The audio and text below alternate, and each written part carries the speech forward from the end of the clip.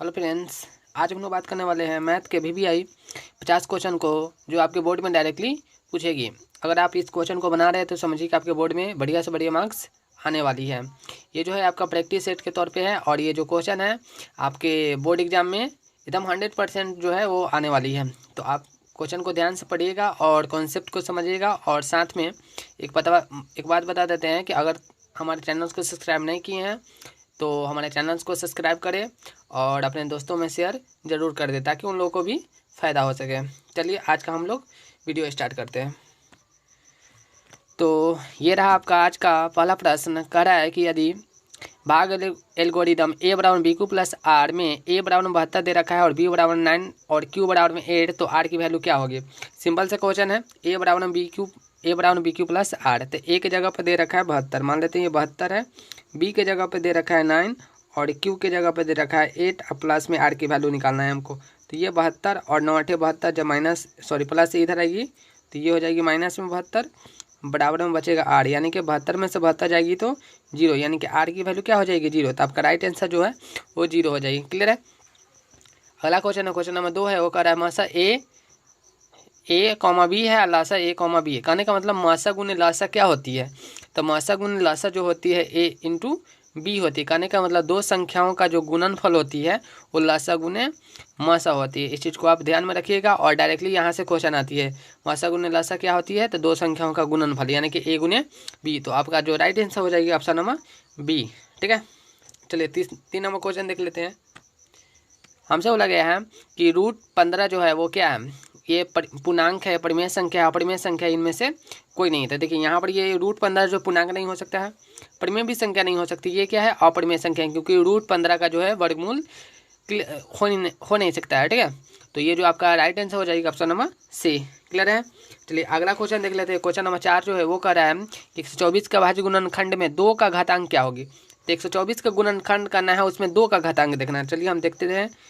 124 है, इसका 2 का क्या करते हैं घातांक, यानी कि 2 से हमको डिवाइड करना है। ये 6 होगी और ये 2 होगी, फिर 2 से करेंगे तो 3 और n, यानी कि ये होगी आपका 2 गुने 2 ही आ रही है, यानी कि 2 के पावर कितना हो जाएगी 2 गुने 2 को लिख सकते हैं 2 के पावर 2। इसका मतलब 2 के पावर 2 आ रही है, यानी कि घातांक कितनी है 2 है। क्लियर है। 2 के पावर कितनी 2, यानी हमसे बोला है पावर निकालने के लिए, यानी घातांक। ठीक है। तो अब देख लेते हैं अगला 5 नंबर क्वेश्चन जो है। देखिए इस टाइप का जो ये जितने सारे क्वेश्चन हैं ये रियल क्वेश्चन है और आपके बोर्ड में इसी टाइप का क्वेश्चन आने वाली है। ये जो है 5 नंबर क्वेश्चन का रहा है कि निम्नलिखित में से कौन सा भिन्न का दशमलव प्रतिशत शांत होगा। तो शांत होने का जो कॉन्सेप्ट है वो है हर में 3 गुने 5 आना चाहिए। क्लियर है। 2 गुने 5 होना चाहिए।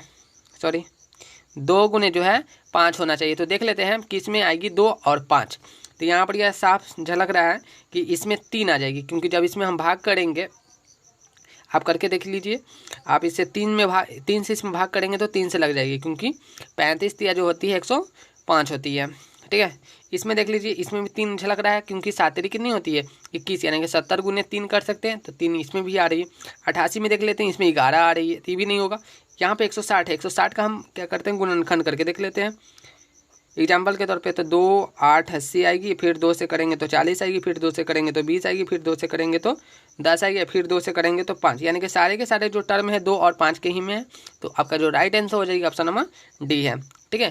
क्वेश्चन नंबर 5 तक आपको कोई डाउट नहीं है। अगर आपको डाउट होता है तो आप क्या कीजिएगा, कमेंट सेक्शन में आप अपना डाउट लिख सकते हैं, हम उस पर जरूर सोल्यूशन करेंगे। ठीक ना। चलिए अगला क्वेश्चन है, कह रहा है दो संख्याओं का गुणनफल 1600 एवं उसका मासा जो है 5 है, तो संख्याओं का लासा क्या होगी। अभी जस्ट पर है दो संख्याओं का गुणनफल जो होती है लासा गुने मासा होती है। तो दो संख्याओं का गुणनफल दे रखा है 1600। ठीक है। अब बराबर में क्या होगी लासा गुने मासा। तो लासा तो दिया नहीं है, मान लेते हैं लासा जो है x है, अब मासा की वैल्यू दे रखा है 5 है। हमको किसकी वैल्यू निकालना है लासा की, यानी कि x की। तो क्या करेंगे हम 5 को इधर डिवाइड में भेज देंगे। तो डिवाइड करेंगे जब 1600 में 5 से, तो ये आपका आ जाएगा, ये जो है आपका 5 से डिवाइड करते हैं तो 3 2 0, यानी कि x की वैल्यू 320 आ रही है, जो ऑप्शन नंबर सी में दे रखा है। क्लियर है। दो संख्याओं का गुणनफल जो होती है, कान खोल करके सुन लीजिए, दो संख्याओं का जो गुणनफल होती है लासा गुने मासा होती है। ठीक है। इस पर आपका क्वेश्चन आएगी। अगला क्वेश्चन है क्वेश्चन नंबर 7 जो कर रहा है 36 तथा 84 का मासा कितना होगा। तो आप लोग बचपन से ही पढ़ते आ रहे हैं मासा कैसे निकाली जाती है। तो आप इसको क्या कीजिएगा, गुणनखंड विधि से या फिर भाग विधि से निकाल लीजिएगा। सपोज कर लेते हैं हम इसको हम क्या करते हैं, भाग विधि से ही बनाने की कोशिश करते हैं। तो 36 से क्या करेंगे, हम 84 में भाग करेंगे। तो 36 दूनी होती है 72, डिवाइड किए तो आएगी ये 2 1 1, क्या करेंगे इसको घेर देंगे, 36 को लिखेंगे। तो इसमें 3 से भाग होगी, 12 होती है 36, यानी कि आपका जो 12 आंसर आ रही है वो आपका राइट आंसर हो जाएगी, जो ऑप्शन नंबर सी में दे रखा है। चलिए आगे क्वेश्चन देख लेते हैं, क्वेश्चन नंबर 8। ये क्वेश्चन कह रहा है कि इनमें से कौन बहुपद नहीं है। तो देखिए बहुपद का पहचान है, बहुपद का पहचान है कि एक्स का पावर जो है नेगेटिव नहीं होना चाहिए। क्लियर है, एक्स की पावर क्या होनी चाहिए, नेगेटिव नहीं होनी चाहिए। यानी कि एक्स में दिया हो रहा है तो उसकी वैल्यू जो है पावर का वो नेगेटिव में नहीं होना चाहिए, या फिर वाई वाला भी नेगेटिव नहीं होना चाहिए। तो इसमें देखेंगे ये एक्स की पावर 1 है, बोल सकते हैं 1/5 है, लेकिन एक्स की पावर कितना 1 है। यहाँ पे देखिएगा तो एक्स का पावर 2 है और √3x है, तो एक्स की पावर यहाँ भी 1 है।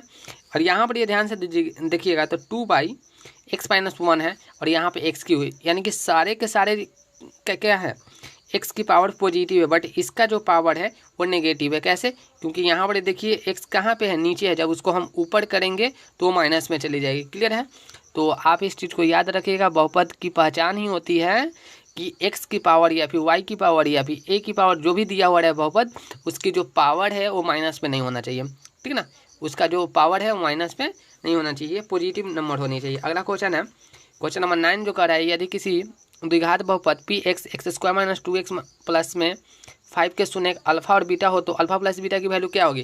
तो हम लोग पढ़ चुके हैं कि अल्फा प्लस बीटा जो होती है -b/a होती है। अगर नहीं भी पढ़े हैं तो यही है, ठीक ना, अगर नहीं भी पढ़े हैं तो अभी पढ़ लीजिए, कोई दिक्कत नहीं है, नहीं पढ़े छोड़ दीजिए, अभी पढ़िए। यहाँ पर ये जो है अल्फा प्लस बीटा जो होती है -b/a होती है। आप पूरा वीडियो को ध्यान से देखिएगा, आपके पूरे डाउट क्लियर हो जाएगी। अल्फा प्लस बीटा जो होती है -b/a होती है, इसको क्या करते हैं फार्मूला पे सेट करते हैं। तो यहाँ पर ध्यान दीजिएगा कि a,b,c होती है। आप लोग को पता ही है कि इसका व्यापक रूप क्या होती है, ax² + bx + c होती है। तो यहाँ पर यह b की वैल्यू कितनी है, -2 है, तो माइनस का फार्मूला पहले से चल रहा है, -2 रख देंगे और बटा में क्या करेंगे, a की जगह पर कितना है 1 है, और माइनस माइनस क्या हो गया प्लस, यानी कि 2/1, यानी कि 2 आंसर हो गया, ऑप्शन नंबर बी में दे रखा है। क्लियर है, ठीक है। अगला क्वेश्चन है क्वेश्चन नंबर 10 कह रहा है, क्वेश्चन नंबर 10 जो कह रहा है वो कह रहा है कि बहुपद x² - 2x - 3 के शून्य क्या होगी। तो शून्य निकालने के लिए क्या करेंगे, बराबर में शून्य डाल देंगे। चलिए देख लेते हैं, ये जो क्वेश्चन है x² माइनस में 2x माइनस में है 3 बराबर में 0 डालेंगे, क्योंकि शून्य को बोला है, ये ना क्वेश्चन है। ठीक है, देखिए शून्य के निकालना है हमको, क्या करेंगे, इसको गुणनखंड विधि से बनाते हैं, यानी कि फर्स्ट वाले को क्या करेंगे, लास्ट से गुना करेंगे। तो फर्स्ट में जब लास्ट से गुना करेंगे, ये 2 से नहीं गुना करेंगे, इसके आगे क्या है 1 है, 1 जब 3 से गुना करेंगे तो कितना होगी 3, 3 का क्या करेंगे फैक्टर, तो 3 × 1 लिख सकते हैं ना।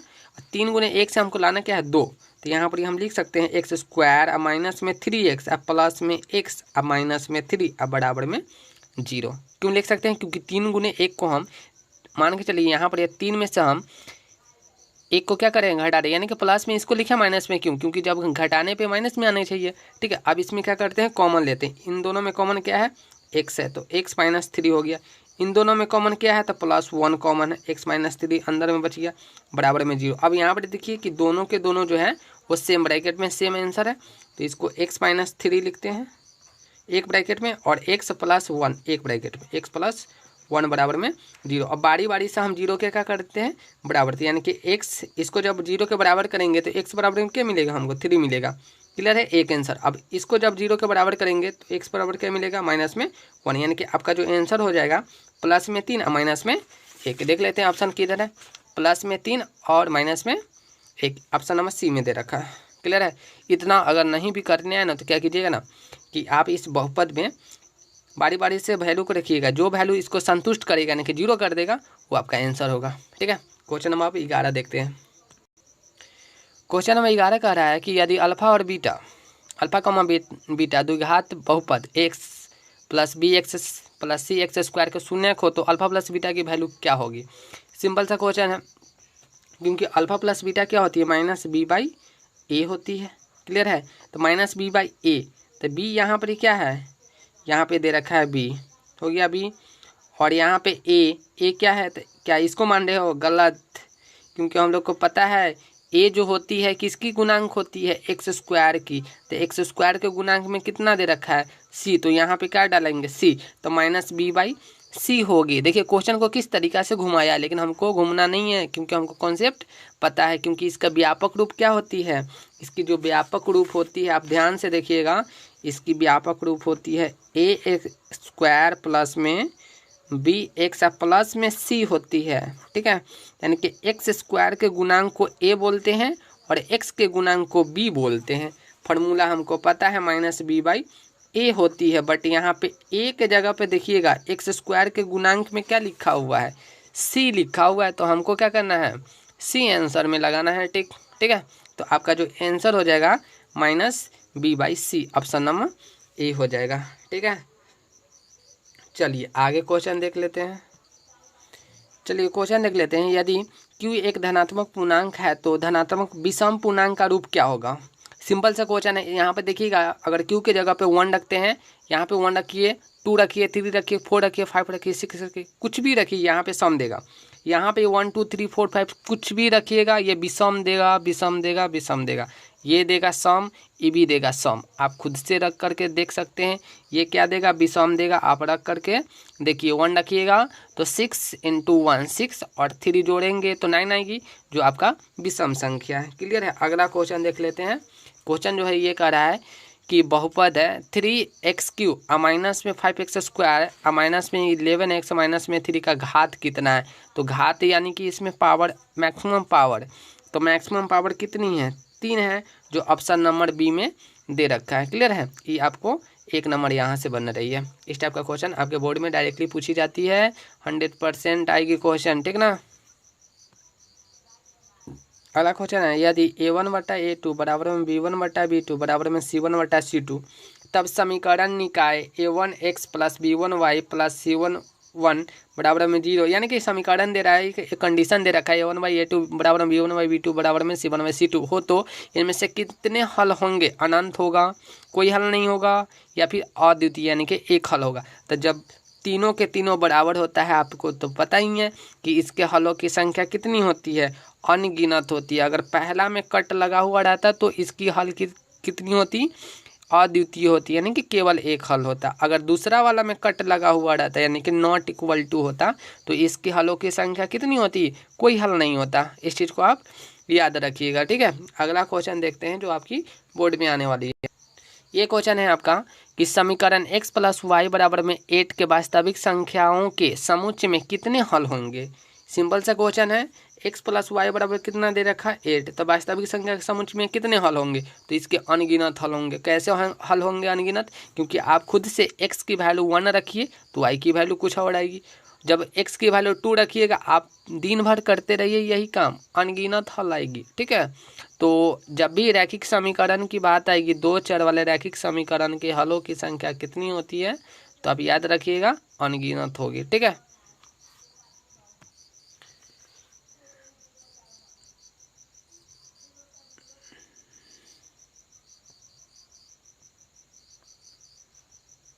ये क्वेश्चन है, कह रहा है कि एक घातीय समीकरण का लेखा चित्र हमेशा निरूपण करता है। तो कैसा निरूपण करता है, एक सरल रेखा में करता है, ठीक है। एक घातीय समीकरण के लेखा चित्र क्या होती है, हमेशा एक सरल रेखा में होती है। क्लियर है। अगला क्वेश्चन कह रहा है, यदि 2 चर वाले रैखिक समीकरण के अलौकिक समानांतर रेखा हो तो हलों की संख्या क्या होगी। यहाँ पे एक शब्द जोड़ रहा है समानांतर। समानांतर होने पे हलों की संख्या कोई नहीं हल होता है। समानांतर होने पे क्या होती है, हल की संख्या एक भी नहीं होता है, ठीक है।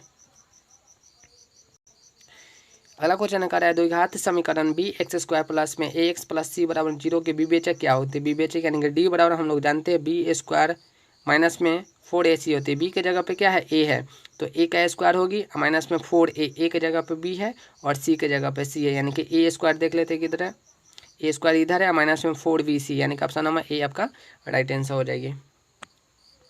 ये क्वेश्चन है, कह रहा है कि द्विघात समीकरण x² प्लस में 4x प्लस 1 बराबर 0 का विविक्तर क्या होगा। यानी कि डी की वैल्यू हमसे बोल रहा है, तो डी की वैल्यू क्या निकालते, कैसे निकालते हैं, bs को माइनस में 4ac, बी की जगह पर कितना है 4 है, तो 4 का स्क्वायर करेंगे तो 16 होगी, माइनस है तो माइनस डालेंगे, 4 की जगह पर क्या है, सॉरी 4 है तो 4 डालेंगे, a की जगह पर 1 है तो 1 लिखेंगे और c की जगह पर क्या है 1 ही है।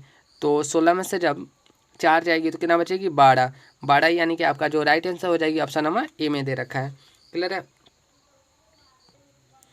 अगला क्वेश्चन कह रहा है कि यदि द्विघात समीकरण 2x² प्लस में x प्लस 6 बराबर 0 का एक मूल 2 है तो a की वैल्यू क्या होगी। तो यहाँ पर क्या करेंगे, इस वाले समीकरण में 2 डाल करके देख लेंगे, x के जगह पे a की वैल्यू ऑटोमेटिक आ जाएगी। ठीक है, आप खुद से भी कर सकते हैं क्योंकि आप इतना तो जरूर कर सकते हैं। अगला क्वेश्चन कह रहा है कि यदि द्विघात समीकरण x² plus bx plus c बराबर 0 के विविक्तर का मान 0 के बराबर हो तो मूलों की प्रकृति क्या होगी। तो मूलों की प्रकृति क्या होगी, तो यानी कि d बराबर में 0 दे रखा है तो इसके मूल की जो प्रकृति होगी वो वास्तविक होगी और समान होगी, यानी कि बराबर होगी। ऑप्शन नंबर ए में आपका राइट आंसर दे रखा है। अगला क्वेश्चन कह रहा है समांतर श्रेणी 0.6, 1.7, 2.8 और 3.9 के सार्वंतर क्या होगी। तो सार्वंतर यानी कि T2 - T1 हमको निकालना है, यानी कि 1.7 में से 0.6 को घटाएंगे तो 1.1 आएगी, जो ऑप्शन नंबर बी में दे रखा है। आप खुद से भी कर सकते हैं। अगला क्वेश्चन है कह रहा है कि निम्नलिखित में से कौन सा समांतर श्रेणी में है। तो समांतर श्रेणी में होने का मतलब उसके बीच के सार्वंतर क्या होनी चाहिए, समान होने चाहिए। तो 2, 4, 8, 16, 20 यानी कि इसमें जो श्रेणी है वो समान अंतराल पे नहीं चल रही है। बट यहाँ पर ये जो -10, -6, -2 और उसके बाद में 2, यानी कि इसमें जो है -4 का डिफरेंस चल रहा है। तो ये जो है आपका राइट आंसर हो जाएगी, यानी कि समांतर श्रेणी में कौन है, तो ऑप्शन नंबर बी है, बाकी कोई नहीं है। ठीक है। अगला क्वेश्चन कह रहा है समांतर श्रेणी में 5, 7, 9, 11 का कौन सा पद जो है वो बोल रहा है कि 29 होगा। कौन सा पद, यानी कि Tn दे रखा है और हमसे बोल रहा है n की वैल्यू। Tn बराबर जो होती है a plus n minus 1 into D होती है। इस पर सेट करते हैं तो यहाँ पे 29 होगी, a के जगह पे क्या होगी 5 होगी, प्लस n की जगह पे कुछ नहीं तो छोड़ देंगे और d के जगह पे T2 - T1 करेंगे तो 2 आएगी। यहाँ पे इसको घटाएंगे तो 29 में से जब 5 को घटाएंगे तो 24 होगी और ये जो 2 है डिवाइड में जाएगी तो 24 में जब 2 से भाग करेंगे तो आएगी 12, अब 12 और माइनस वाला 1 जा करके जुट जाएगा, यानी कि 13, यानी कि 13वां पद जो है आपका राइट आंसर हो जाएगी। आप इस वाले फार्मूला पे सेट करके खुद से भी हल कर सकते हैं। अगला क्वेश्चन है कह रहा है बिंदु -5, -3 किस चतुर्थांश में यानी कि पाद में स्थित है। ये तो ये दोनों के दोनों क्या है माइनस में, तो ये तृतीय में आ जाएगी, सॉरी यहाँ पे तृतीय है। ये है आपका प्लस, ये प्रथम में है, माइनस प्लस ये दूसरा में है और तीसरा में हो जाएगी माइनस और चौथा में जो है प्लस माइनस हो जाएगी। इस चीज़ को आप याद रखिएगा, 4 नंबर यहाँ से बनेगी आपका। अगला क्वेश्चन कह रहा है कि एक्स अक्ष का समीकरण क्या होती है। तो एक्स अक्ष पे वाई वाला क्या होती है 0 और वाई अक्ष पे एक्स वाला क्या होती है 0 होती है। एक्स पे बोले तो वाई 0 और वाई पे बोले तो एक्स की वैल्यू 0। ठीक है। अगला क्वेश्चन है क्वेश्चन नंबर 45, यानी कि यहाँ पर ये बोल रहा है कि बिंदु P -6,8 की दूरी हमको ज्ञात करना है मूल बिंदु से। तो मूल बिंदु का जो निर्देशांक होती है 0,0 होती है। तो दूरी सूत्र का प्रयोग करके इसकी दूरी हम निकाल सकते हैं। तो दूरी सूत्र क्या होती है, तो दूरी सूत्र जो होती है वो होती है रूट अंडर x2 - x1 का होल स्क्वायर जोड़ y2 - y1 का होल स्क्वायर। इस वाले फार्मूला पे सेट कर सकते हैं और नहीं तो हम लोग मूल बिंदु से दिए गए बिंदु के बीच की दूरी निकालते हैं डायरेक्टली। एक फार्मूला है x² प्लस में y²। तो यहाँ पे x और y की वैल्यू क्या दे रखा है, तो x की वैल्यू 6 है और y की वैल्यू 8 है। तो यहाँ पर ये डायरेक्टली वैल्यू पुट कर करके 6 की स्क्वायर करेंगे तो 36 और 8 का स्क्वायर करेंगे तो 64। जब इसको ऐड करेंगे तो 100 और 100 का रूट क्या होती है 10 होती है, 10 यूनिट। ठीक है। तो आपका जो 10 यूनिट हो जाएगी आपका राइट आंसर हो जाएगी, जो ऑप्शन नंबर डी में दे रखा है। अगला क्वेश्चन है ये कह रहा है बिंदु A 7,13 एवं B 10,9 के बीच की दूरी क्या होगी। तो T2 - T1 करते हैं, यानी कि 10 में से हम 7 को घटाएंगे तो 3 का स्क्वायर करेंगे तो 9। ठीक है। उसके बाद में 9 में से 13 को घटाएंगे तो माइनस में 4 और 4 का स्क्वायर करेंगे तो प्लस में हो जाएगी 16। ये रूट में चलेगी क्योंकि T2 - T1 क्या चलती है रूट में चलती है। तो 16 9 हो गया 25, 25 का वर्गमूल जब करेंगे तो 5 आएगी, जो ऑप्शन नंबर ए में दे रखा है। ठीक है। अगला क्वेश्चन कह रहा है कि कॉसेक 90 - थीटा क्या होती है। तो कॉसेक 90 - थीटा जो होती है आपका सेक थीटा होती है और कॉस 90 - थीटा साइन थीटा और sec 90 - theta cosec theta, sine 90 - theta cos theta और tan 90 - theta cot theta, cot 90 - theta tan theta. इस चीज़ को आप याद रखिएगा। ठीक है ना। अगला क्वेश्चन है ये कह रहा है कि 48, 23 और यहाँ पे 42 और 67 की वैल्यू क्या होगी। इतने सारे को हल करने के लिए मेरे पास टाइम नहीं, क्योंकि ऑब्जेक्टिव क्वेश्चन है। तो आप क्या कीजिएगा, 48 और यहाँ पे 42 है, जोड़िए, कितना होगी वैल्यू 1 होगी। सारे के सारे गुना में है तो गुना में लिखिए। 23 और 67 90, 90 की वैल्यू क्या होगी 1, 1 को 1 से मल्टीप्लाई करेंगे तो क्या रिजल्ट देगी 1। इस चीज़ को आप याद रखिएगा।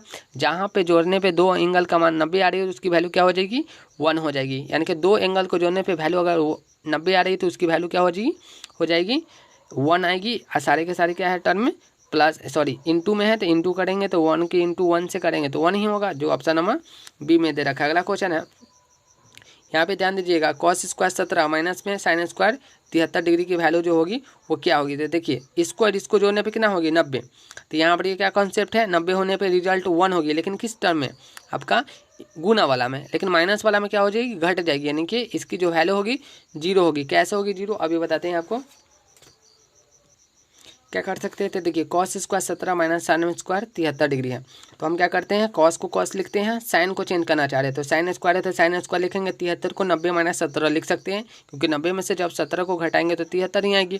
तो यहाँ पर ये क्या हुआ, ये फॉर्मूला पे सेट होगी, यानी कि साइन स्क्वायर 90 माइनस थीटा, यानी कि साइन 90 माइनस थीटा क्या होती है कॉस थीटा, स्क्वायर है तो स्क्वायर डाल दिए। यहाँ पर देखिए सेम चीज़ में सेम चीज़ क्या हो रही है घट रही है, तो रिजल्ट क्या होगी 0 होगी, जो ऑप्शन नंबर आपका बी में दे रखा है। यहाँ पर ये देख लीजिए, यहाँ पर ये क्या है कॉस 1 2 3 4 5 6 7 8 कहाँ तक गुना होते जा रही है 180 डिग्री तक। क्या इतने के वैल्यू निकालेंगे, नहीं, क्योंकि इसकी कंसेप्ट क्या है, देखिए यहाँ पर ये जो है 1 2 3 4 5 होते हुए कहाँ तक जा रही है 180।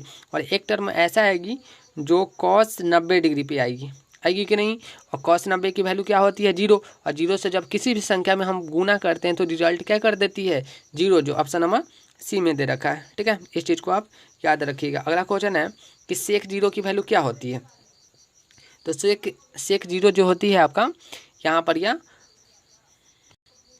1 होगी, क्योंकि कॉस 0 की वैल्यू 1 होती है। 1 का उल्टा क्या होती है सेक, सेक को 1 यानी कि कॉस का उल्टा सेक होती है। तो अगर कॉस की वैल्यू 1 है तो इसका भी वैल्यू 1 हो जाएगी। अगला क्वेश्चन कह रहा है निम्नलिखित में से कौन सत्य है। तो देखिए साइन 30 की जो वैल्यू होती है कॉस 30 के बराबर नहीं होती, हम लोग को पता है। साइन 30 जो होती है tan 30 के बराबर नहीं, तो ये भी गलत है। आपका जो साइन 30 होती है कॉस 60 के बराबर होती है, ये आपका राइट आंसर है। यानी कि साइन 30 की वैल्यू 1/2 होती है और कॉस 60 की वैल्यू भी 1/2 होती है। अगला क्वेश्चन है वो कह रहा है कि अल्फा बराबर में बीटा और बराबर में 60 डिग्री, इसका मतलब अल्फा की वैल्यू भी 60 है और बीटा की वैल्यू भी 60 है। तो कॉस अल्फा माइनस बीटा की वैल्यू क्या होगी, यानी कि 60 में से 60 को क्या करेंगे घटाएंगे, तो 60 में से जब 60 को घटाएंगे तो 0, यानी कि कॉस 0 की वैल्यू क्या होती है 1 होती है, जो ऑप्शन नंबर ए में दे रखा है। ठीक है, अगला क्वेश्चन है 1 माइनस साइन स्क्वायर ए इंटू में सेक स्क्वायर ए की वैल्यू क्या होगी। तो 1 माइनस साइन स्क्वायर क्या होती है कॉस स्क्वायर होती है, कॉस स्क्वायर ए, और गुना में क्या है सेक स्क्वायर ए, सेक स्क्वायर ए। और कॉस जो है किसका उल्टा है, कॉस जो उल्टा होती है किसका सेक का। तो एक दूसरे के जब उल्टा से जब गुना कराते हैं तो क्या रिजल्ट देती है 1 देती है, जो ऑप्शन नंबर ए में दे रखा है। ठीक है, आप इस चीज़ को याद रखिएगा। अगला क्वेश्चन है 1 minus ten square 45 by 1 plus ten square 45 की वैल्यू क्या होगी। तो देखिए 1 है और यहाँ पे 10, 45 की वैल्यू क्या होती है 1, यानी कि 1 का स्क्वायर करेंगे तो देखिए 1 है माइनस है तो माइनस, और 45 की वैल्यू क्या होती है 1, 1 का स्क्वायर 1 ही होगी। तो देखिए यहाँ पे और नीचे में क्या हो जाएगी 1 प्लस 1, 1 में से 1 गया 0, और 0 में किसी भी संख्या से भाग करते हैं तो क्या रिजल्ट देती है 0। तो इनमें से हम देखेंगे किसका वैल्यू 0 के बराबर है। तो यहाँ पे tan 90 होती है इन्फिनिटिव होती है, क्या होती है इन्फिनिटी। तो ये आपका रॉन्ग है, 1 तो होगा ही नहीं, यहाँ पे दे ही रखा है 0, 0 आएगी आंसर। ठीक है, अगला क्वेश्चन है 2 sin 2 थीटा बराबर में √3 है तो थीटा की मान क्या होगी। तो सिंपल सा क्वेश्चन है, देख लेते हैं। यहाँ पे क्या करते हैं 2 को क्या करेंगे डिवाइड में भेज देते हैं, तो यहाँ पे हो जाएगी आपका sin 2 थीटा बराबर में √3/2, √3/2। तो यहाँ पे कितने डिग्री में होता है √3/2, यानी कि थीटा के जगह पे 30 डिग्री रखेंगे तब ना ये 60 डिग्री होगा, ठीक ना। और 60 डिग्री में ना √3/2 देता है, यानी कि थीटा के जगह पे कितना रखना पड़ेगा हमको 30 डिग्री। तो देख लेते हैं ऑप्शन नंबर है कि नहीं, तो ऑप्शन नंबर ए में दे रखा है। ठीक है, अगला क्वेश्चन है, क्वेश्चन नंबर जो है ये इसमें बोल रहा है कि ए बराबर में 65 डिग्री तो tan A into cot A की वैल्यू क्या होगी। देखिए A बराबर 35 डिग्री दे, 30 डिग्री दे, 70 डिग्री दे या फिर 50 डिग्री दे, हम लोग को पता ही है कि tan और कॉट एक दूसरे का उल्टा है, और जब एक दूसरे का उल्टा है तो गुना करेंगे तो रिजल्ट क्या होगी, ये होगा। ठीक है, यानी कि एक दूसरे के उल्टा गुना कराने पे रिजल्ट हमेशा 1 होती है। चलिए अगला क्वेश्चन जो है sec square 10 minus cot square 80 की वैल्यू क्या होगी। अभी पढ़े हैं कि 10 और 80 के जोड़ने पे कितना रिजल्ट दे रही है, 90। तो 90 अगर गुना में है तो 1, अगर माइनस में है तो इसकी रिजल्ट 0 हो जाएगी। आंख बंद करके आप 0 में टिक लगाइए। ठीक है, अगला क्वेश्चन है, यहाँ पे दे रखा है tan theta plus cot theta बराबर में 5 है। तो tan square theta plus cot square theta की वैल्यू क्या होगी, 25 होगी। कैसे होगी 25, आप कॉन्सेप्ट को समझिएगा यहाँ पे, ठीक ना। बहुत अच्छा ही क्वेश्चन है। tan थीटा अब प्लस में है कॉट थीटा, ये जो दे रखा है 5 दे रखा है, हम क्या करते हैं दोनों तरफ वर्ग करते हैं, क्योंकि वर्ग में बोला है, यानी कि tan square plus cot square पूछ रहा है, तो हम क्या करेंगे इसका वर्ग करेंगे। ठीक है, तो tan square a plus B का होल स्क्वायर पे इसको क्या करेंगे तोड़ देंगे। tan स्क्वायर थीटा प्लस में कॉट स्क्वायर थीटा और प्लस में 2ab, यानी कि 2 गुने tan थीटा और गुने में कॉट थीटा और बराबर में 5 का स्क्वायर कितना हो जाएगी, 25 हो जाएगी। यहाँ पे ध्यान दीजिएगा कि tan स्क्वायर थीटा और प्लस में कॉट स्क्वायर थीटा और 2 का 2 रहेगा, सॉरी प्लस में है तो प्लस लिखेंगे 2 का 2, और tan और कॉट गुना पे कितना रिजल्ट देगा 1, क्योंकि एक दूसरे का क्या है उल्टा है। बराबर में क्या है 25 है तो 25 लिखेंगे। तो tan स्क्वायर थीटा और प्लस में कॉट स्क्वायर थीटा और बराबर में है क्या है 25 है। ये जो प्लस में है उधर भेजेंगे तो क्या हो जाएगी माइनस में, यानी कि 25 में से जब 2 को घटाएंगे तो रिजल्ट क्या होगी 23 होगी। ऑप्शन में है क्या, हाँ दे रखा है ऑप्शन में डी है। ठीक है, ऑप्शन में जो है डी में दे रखा है। अगला क्वेश्चन देख लेते हैं। क्वेश्चन नंबर जो है यहाँ पे है, निम्नलिखित में से किसका मान √2 के बराबर है। तो देख लेते किसका वैल्यू होगी। तो 60 की वैल्यू √3 होती है, cos 45 1/√2 होती है, sin 30 की वैल्यू 1/2 होती है, लेकिन cosec 45 जो होती है वो होती है आपका √2। तो ऑप्शन नंबर आपका डी राइट हो जाएगी। अगला क्वेश्चन है sin square 60 minus cos square 60 की वैल्यू क्या होगी। तो sin स्क्वायर 60 की वैल्यू क्या होती है √3/2 होती है। तो √3/2 का क्या करना है हमको स्क्वायर करना है, माइनस है तो माइनस cos 60 की वैल्यू क्या आती है 1/2 होती है। तो 1/2 का क्या करेंगे स्क्वायर, क्योंकि स्क्वायर में है। तो √3 का स्क्वायर क्या होगी 3 होगी, और 2 का स्क्वायर 4, और माइनस है तो माइनस 1 का स्क्वायर 1 और 2 का 4। ठीक है, तो 4 का एलसीएम लेंगे, यहाँ पे भिन्न का क्या हो गया एलसीएम हो गया, तो जो सॉरी भिन्न का घटाव हो गया। तो 4 और 4 का एलसीएम 4 होगी। जब इसको हल करेंगे ना कंप्लीट आंसर जब निकालेंगे तो ऑप्शन नंबर डी यानी कि 1/2 आएगी। आप खुद से भी कर सकते हैं, ठीक है ना, 10वीं के स्टूडेंट है इतना तो आप कर सकते हैं। देखिए जितने सारे इंपॉर्टेंट क्वेश्चन थे जो आपके बोर्ड में आने की पूरी संभावना थी हमने बता दिया है, और जो भी क्वेश्चन बच गया है आपको हम अगले वीडियो में बता देंगे, ठीक है ना। और अभी तक हमारे चैनल्स को सब्सक्राइब नहीं किए हैं तो आप मेरे चैनल्स को सब्सक्राइब कर ले, क्योंकि जब भी आपको नई वीडियो हम डालें तो आपके मोबाइल में नोटिफिकेशन गिरे। Thank you.